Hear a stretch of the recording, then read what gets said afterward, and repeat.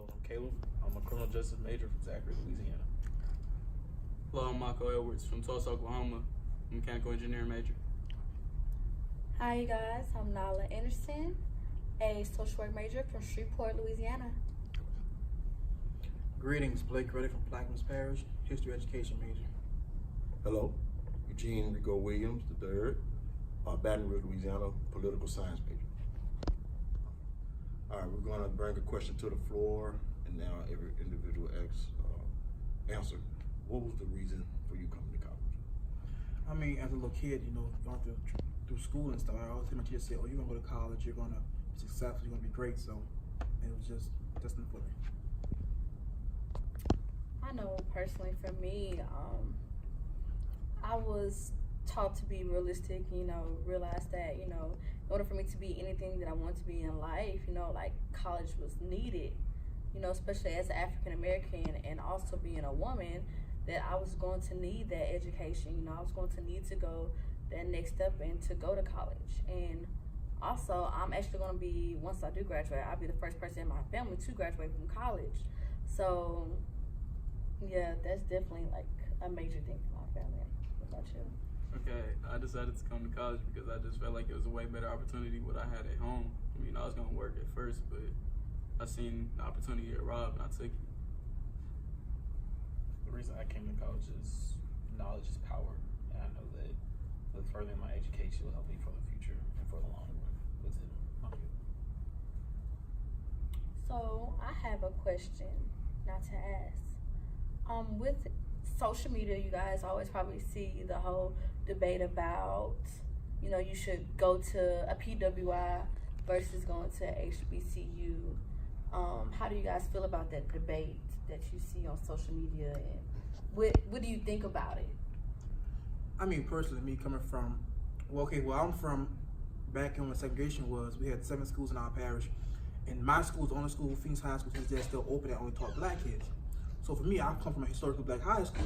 So why not continue the tradition of going to a historically black high school, right, in college? A lot of times, my old principal was John Bartholomew. He went here, and he's an old principal. Now he's on the board of supervisors. So I was like, why not go to Southern and just carry the tradition on and show people where I come from? Like, you can make it. A lot of times we go to PWIs and we drown instead of swim. Mm-hmm. At HBCU, you have a chance they'll work with you, teach you how to work through college and how to make it. PWIs is like you on your own after you register. Mm-hmm. And I heard some friends who told me that like at PWIs it's way different. That's why they transferred to HBCU after. Right. I personally feel like the PWI is just recruiting you for the minority right to go up. It's like at a HBCU, these are people teaching you that have been in your shoes, have been in your position, so they know how you feel as a minority and how you need to learn and how you need to progress throughout your college matriculation. I feel like you get this education is pretty much equal. Yet at an HBCU, you will not get no other experience at any other university other than HBCU. Go to a different university, you're not gonna have that type of cultural mix as it is at HBCU. And then definitely going to HBCU, you're learning a lot extra. Like you say, the coach always say, it's not limited. Coming here to the Southern University, you can advance yourself. And I'm pretty sure the other HBCUs as well, I'm gonna speak on ours, that coming here, I went to looking for more, especially, of the heritage, my family background. Wanted to come to college myself and getting the experience and everything. So, excuse me, that brought on to say, when I stepped on this campus and started researching and started doing other things and not just learning in the class, but taking it outside the classroom, that made me more proud to wear these Southern Jamboree colors and knowing that we are part of real history right here on this campus. I feel like here at HBCUs do have smaller populations as far as like with the students, but that gives you more opportunities to be in leadership roles. At PWI, sometimes you're just a number. You're literally a number out of like 100 people in some classes, and you get that more personal attention and experience with your teachers. And I know the education difference isn't really any big either, because right now I'm in undergrad, and with one of my professors, she actually teaches at LSU and the social work as far as like a master's class, and she's giving us the same thing that she's giving her students who are in those master classes as far as with social work. So I really appreciate the fact that she's like, she wants to treat us the same way because she wants us to be on the same level as them, even as in like undergrad. So I really appreciate that with my professors here, and I'm glad I chose the HBCU because originally I was supposed to go to a PWI one that's in that's up north in Louisiana. It's called Louisiana Tech, and I had my room and my board and everything, but I also had got accepted to Southern. So I made that choice to come to the freshman orientation here, and I'm glad I made that choice. It's a lot we probably carry on about the difference and coming, HBCU and the PWI. And excuse me, that again, like I said, it's all about taking it further when you come to the HBCU and knowing the heritage and the history of it. So if another person or kid come up to either one of you all and ask you all, what would be a reason or why would you recommend them to come to college? I know for me personally, I would recommend coming to college because it opens up way more job opportunities if you were to come to college, because without getting that degree, and sometimes you have to even go further than just getting your undergrad degree because of society now, like that piece of paper really means that you can complete something. And without that, sometimes you're stuck with a minimum wage job, and minimum wage nowadays, you can't take care of your family off of a minimum wage. And I feel like anybody in college right now would say the same thing. Don't you think so, Blake? That's true. That's so true. I believe everybody should at least, if you could make it through high school, make it through college. Right. Because college is much more relaxed than high school. Mm. Me as being a college student, I'd be like, my teachers in high school did way too much. So now you not having eight classes, you only have like 2 a day or 4, and it's much. And especially if you're around the same people, around your I call it kinfolk from home. So you could actually experience, and they can probably relate to you. Sometimes being professors will be more lenient. So I mean, come get the experience. I have a question that I've been wanting to ask about education and the cost of what, like, a lot of people like to say, a quality education.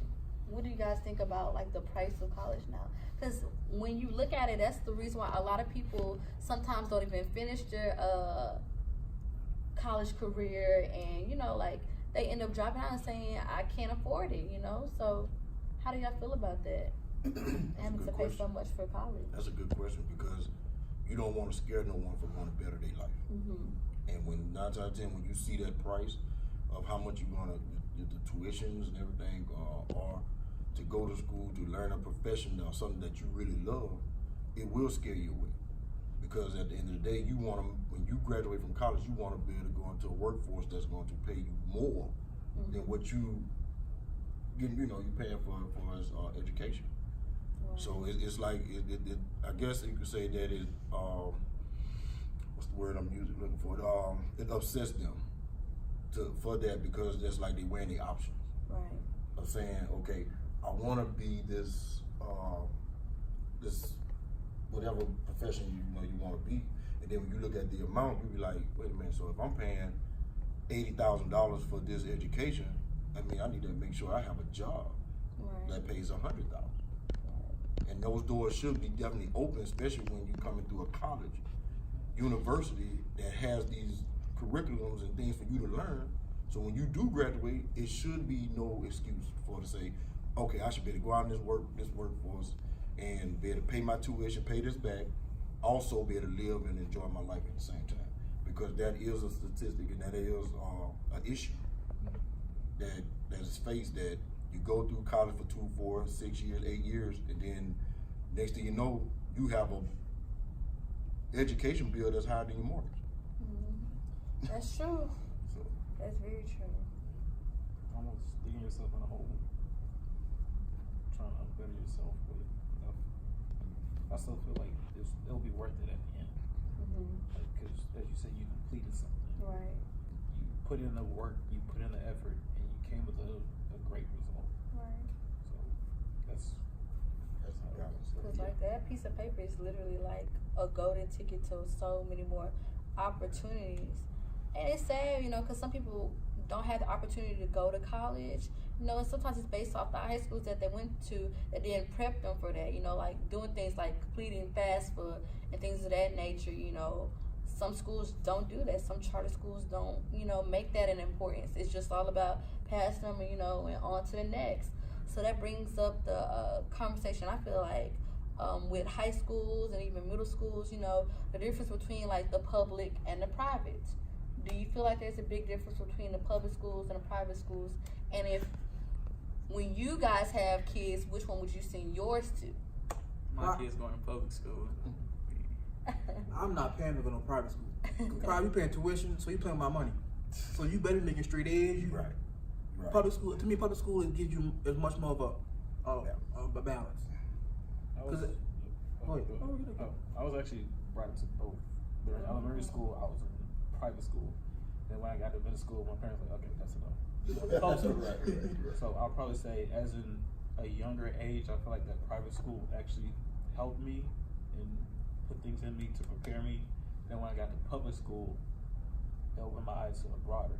Because in private school, I guess you're almost in like a selected kind of group. Once you're in public, you see everything. Right. So I feel like it kind of worked in my favor of doing it set up like that. But if I was to have kids, I'd probably do that too. But then again, because of my money.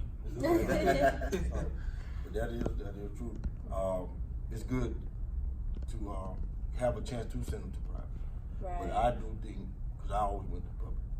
So I mean, you know what I'm saying, to have that experience, to see how different this person is, that person is, because everybody don't live like that. Right. So you know what I'm saying, that's where the reality comes in and say, okay, I go to public school, I'm gonna get the same learning, same education.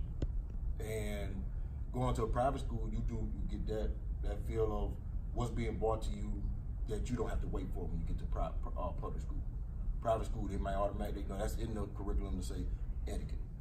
Certain things like that. When you come into a public school, it's like you learn as the time goes on. And I also believe that, I look at it this way, private schools, public schools, me personally, is a little far better than private schools.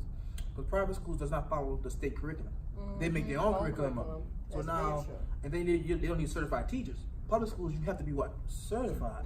So you could have a man who's never been certified in his life, never got certified, but yet teaching your child math. But he's not certified, so how can I trust you and let you know my child is actually doing what? Learning something. With public schools, you can tell, well, he's certified. I can trust him. I know my child can learn something. Right. Okay, I was like, public schools, this is my way. But I know you probably feel like, you know, since you are an education major, I'm going to ask you also this. Do you feel like with the education, as far as like in America, do you think that how far behind do you think we are compared to other countries? We in trouble. We are in trouble. Because it's politics. Politics. Because a lot of times when we look at government, we look at the governor and the president, the first two departments to take money from is education and healthcare. Two most important things you need. You need educators, you need nurses, you need doctors. What happens when nurses walk off a job? What happens when doctors walk off a job? What happens when teachers stop teaching? Then you left with a group of kids uneducated. It's very true. Even in the college, you see that all the time with HBCUs and PWIs, LSU campus is better than Southern campus. Southern campus look poorer than. It's all about politics. Politics plays too much in education it shouldn't be. So now you left with kids, like, for example, penmanship. I learned how to write cursive from home. A lot of kids know how to read cursive. They don't know the difference between signature and print. Then you have the different curriculums coming in and out. You got Springboard, you got this and that, and they implement at different times. It's really messing the generation up. And then when you think about even simple things like how math is done, I know now some parents can't even help their kids because they were taught a completely different way. So your child comes home with this homework and you're like, well, baby, I can't help you. So then, look, you try to Google it, and I know my dad right now, my dad takes care of my nephew, and he's in kindergarten.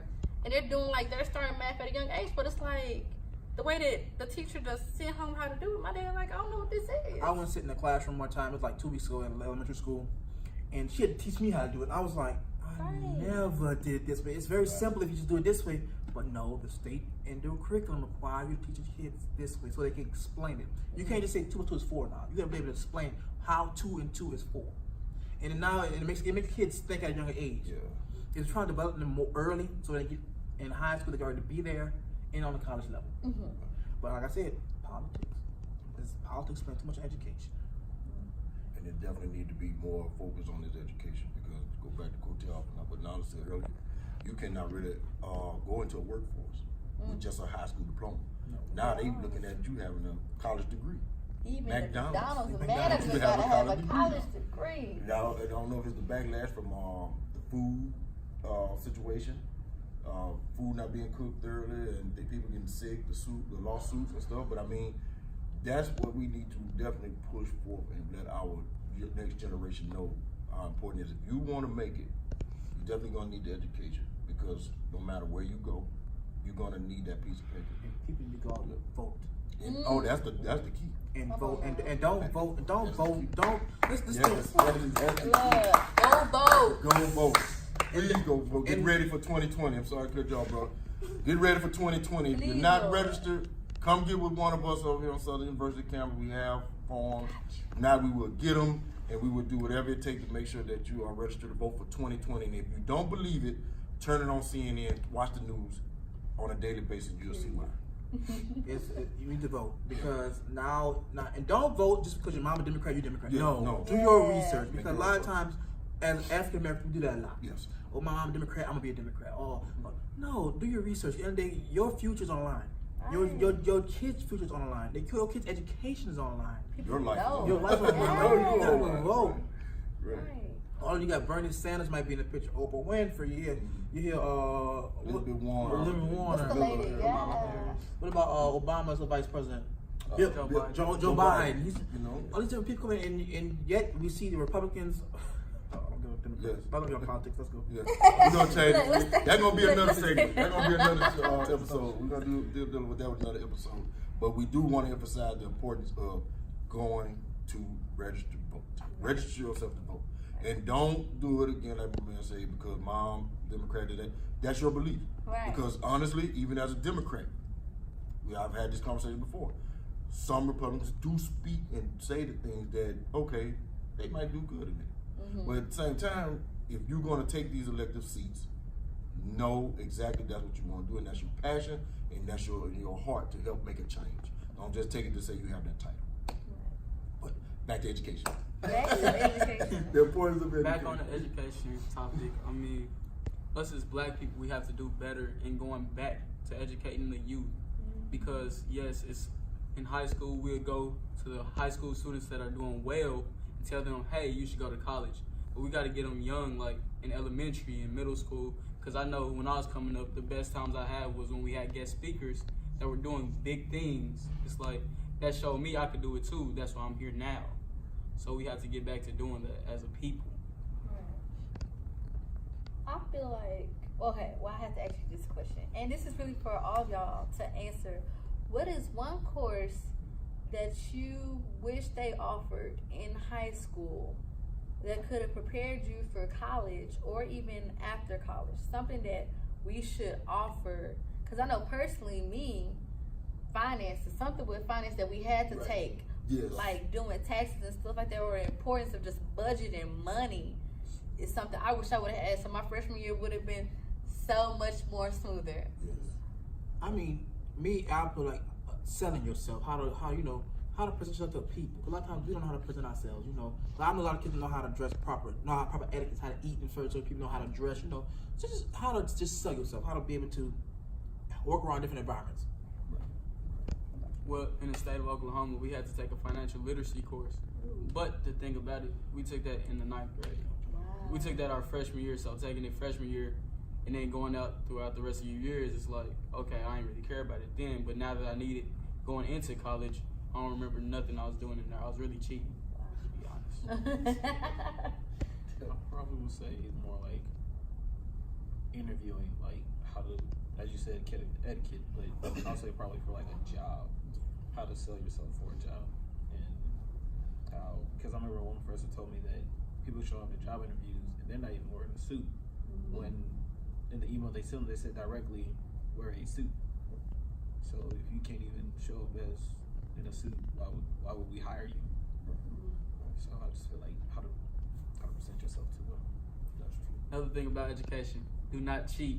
You will learn the hard way when you get to college. Yes, you will. You will learn the hard way, I'm telling you. Yes, you will. That was me. Yes, you will.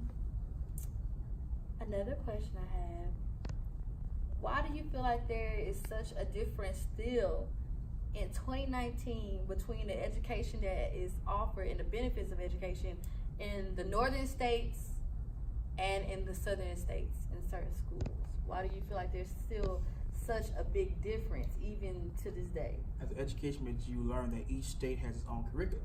Right. For example, New York curriculum may be advanced than Louisiana curriculum. Louisiana goes off of what Texas doesn't do. Because Texas implements something, we wait a year later to implement it. Because if it works for them, it can work for us.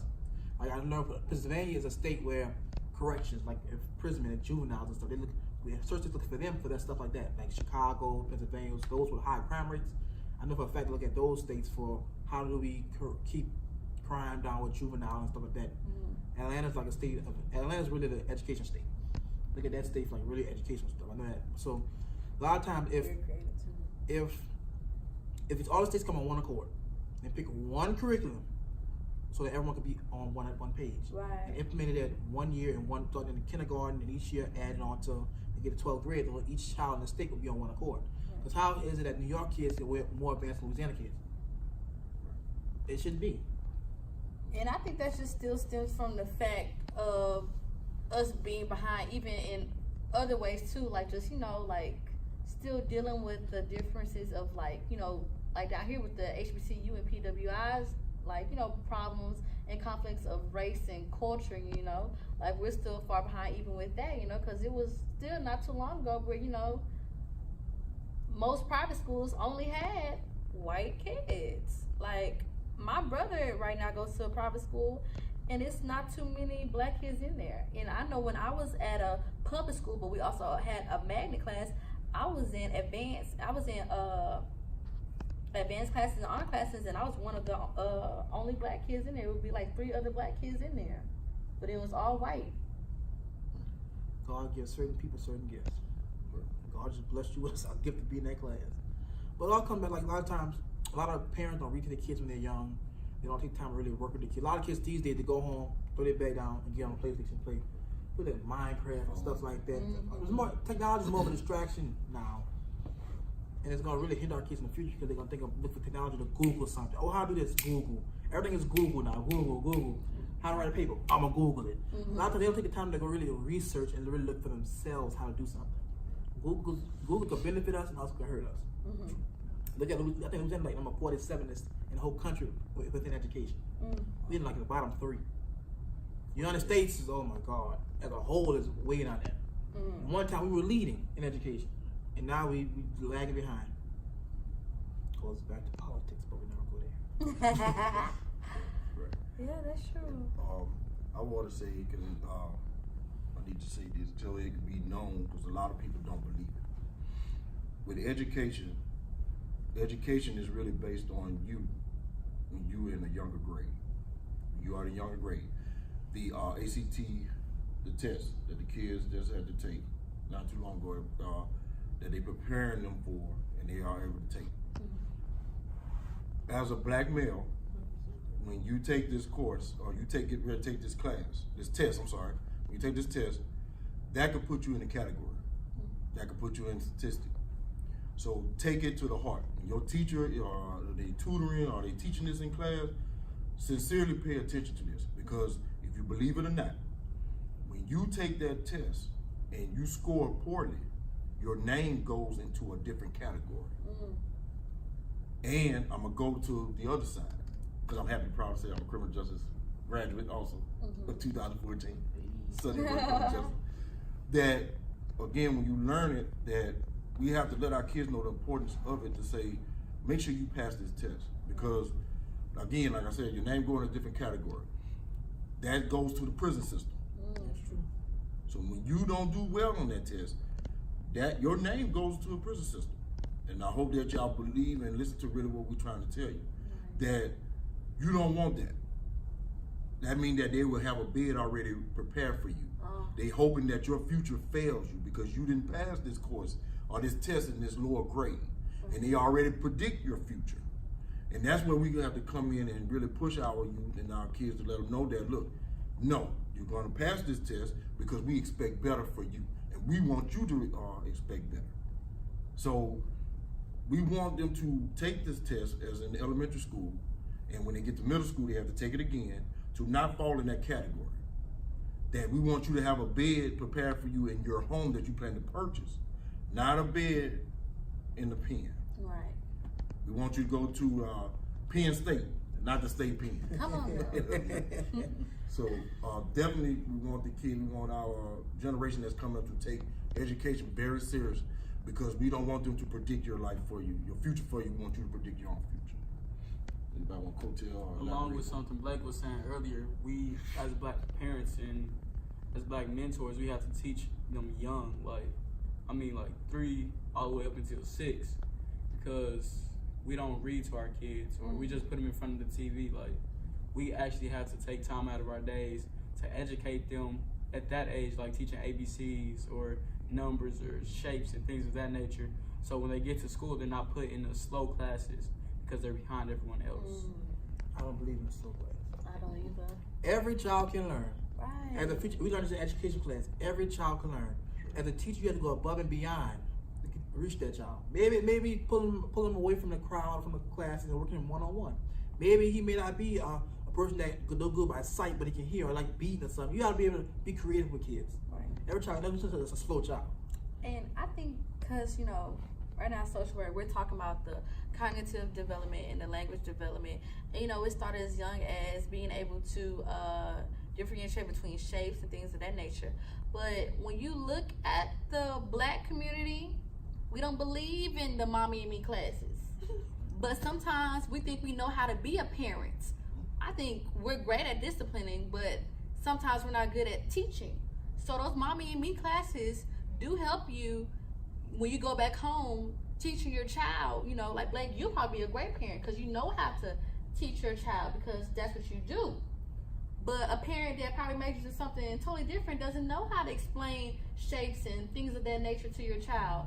So as far as education is concerned, do you feel like not doing things like the mommy and me classes and things of that nature kind of like hinders the black community as parents? I mean, parents, they're going to say, that's a waste of my money. Yes. They ain't gonna tell me how to raise my child. Right. So like that, and I hate to say it, but that's ignorant. Yeah. Mm-hmm. Try to be exposed to different things. You never know what you can learn from different cultures or how, being around different things. That's why a bit diversity. Yes. That word is diversity. Try to be more diverse. Because a lot of times no, my child, we ain't doing that because that's too much money. That's a waste of money. Like, we don't invest in our kids at a young age. Things like why my child needs to learn Spanish. Like, They don't understand. You know why you want your child to learn Spanish? At 2 and 3, that's so important. That should be actually our second language. Because some jobs, when you know different languages, you get better pay. Oh, yeah. Especially if you want to move to Texas. Off the Especially if you bat. want to move to Florida or even New York. Especially You still want to know. Yeah, you still want to know what other people are saying. Right. In other words, so it's definitely a good thing to learn or to have that other education. Now, before we go in there, I want to say this here, that what Nala was saying, you were saying too. Parents, when the kids come home and you don't want to help or you feel like you're not doing your part with that, I'll be excited when I help my kids with their homework. Because for one, again, they have these things out with these kids learning nowadays that some parents that do go see and be like, wait a minute, I don't know nothing about this. So in other words, you're just not helping your child, you're helping yourself. Right. So it should be an exciting thing to where you know if your child come home with homework, even if you know how to do it, or even if you don't know how to do it, that's the time right there to say, I need to sit down. Right. Like even doing what's the thing called? The parent what's it called? Parent The board. teacher Yeah, conferences. parent teacher conferences. Those are so important. Or even back to school night. You can't even get parents to come to back to school night, and you never know what you could get to help your child. No, And that's so important. School to some parents nowadays possibly is Daycare. daycare. The daycare. I'm gonna drop them off. 8 and I'll to get 3, to 8 to 3, I'm free. I ain't got to do nothing. Child, and that's ridiculous. And again, there's nothing wrong with us doing our mentoring. Let me say But this. it'll be a difference when a child see their parent come through that door and participate and give that time with the teacher. Teachers don't get paid that much of money. One. So most of the time they're buying supplies for your kids because you don't want to buy it. Ah.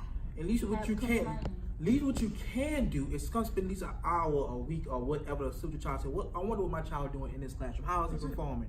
Or I'm gonna see what can I do to help him at home with his work.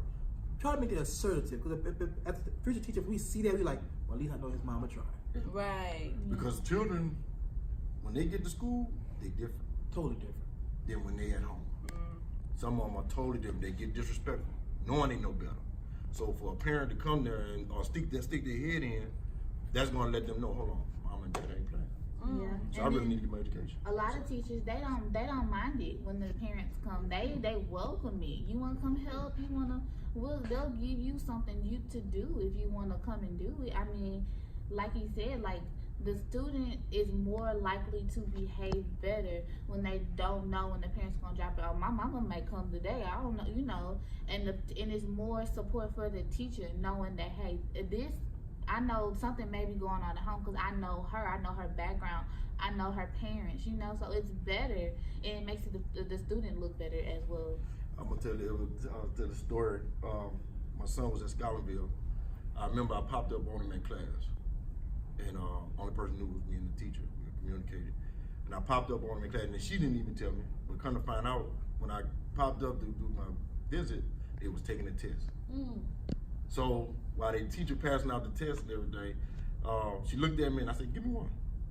Ain't no different. You know what I'm saying? So my son's sitting here and I'm sitting here in class, we looking, and I'm taking it, stuff like that. But that put a smile on his face. Like, you know what I'm saying? Like, hey, dad here, blah, blah, blah. And, he didn't turn down, taking the test. And the other kids was even paying attention to that. And they were like, man, your daddy here taking the test. Like, you gonna take it? Like, nothing changed, because at the same time, when I'm looking at it, I'm like, oh, man, there's something different. You know what I'm saying? Teacher, wait, I need some tutoring. You know what I'm saying? So that is a good thing to do. And black parents, don't go to school acting up, please. Oh, Lord. Please don't do that. So some parents don't do that, please. I'm actually a proud child of that. Like, I'm not gonna lie, I was not the best as far as discipline. I was one of those kids, in elementary school. But you know what? My dad, it only took once for him to come and whoop me in front of the whole class. But wait, the law has changed now. The laws have changed. You can't do That's that. what protecting. No. That's what protecting. Listen. That's what protecting. When you was coming up, we had forms that went on.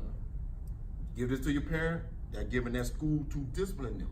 Let's Parents. bring up that. I Let's remember bring up that that need to come up as well. There's nothing wrong with you correcting my child. Right. Now, if you bringing a hammer or you trying to hurt, that's different. That's different. I was paddling. No, I was gonna say. So I mean, it My didn't kill brother, nobody. he was very unruly. He was about ECE grade, cutting up, couldn't attitude, wouldn't do what he's supposed to do, wouldn't do his work. It got so bad, he's getting ISS, sent home, ECE. So they finally sent home. She was like, "Can we paddle?" And before he got that paddling, they called my mama. She's like, "This what's gonna happen." And the vice principal, he got paddled, and it only took once, and he straightened up. But it hurt that it's better when you know that they're not doing it to maliciously hurt your child. Exactly. Because that vice principal, she said she teared up after she whooped my brother. So as long as it's like discipline, and you call the parent, and you're not just overboard. Right. I think it can Some be teachers will. effective. And that's when you- gonna That's build why back all up. these rules and they But gonna- you don't let the teacher do it. Yes, no. The The teacher principal. referred it, but You have the that vice one particular principal. person.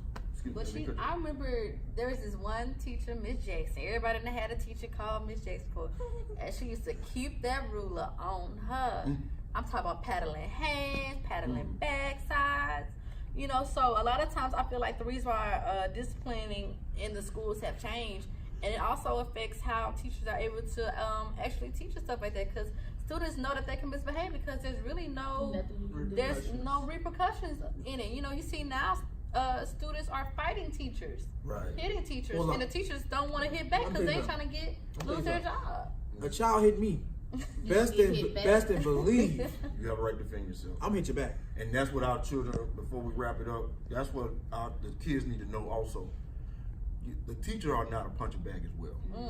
If that teacher is taking her morning, her time to come and educate you to get you prepared for the world, what gives you a right to disrespect her? What gives you a right to put your hands on him or her? And you have to understand, put yourself in their shoes. How would you feel if that teacher was to turn around and hit you? You're going to defend yourself.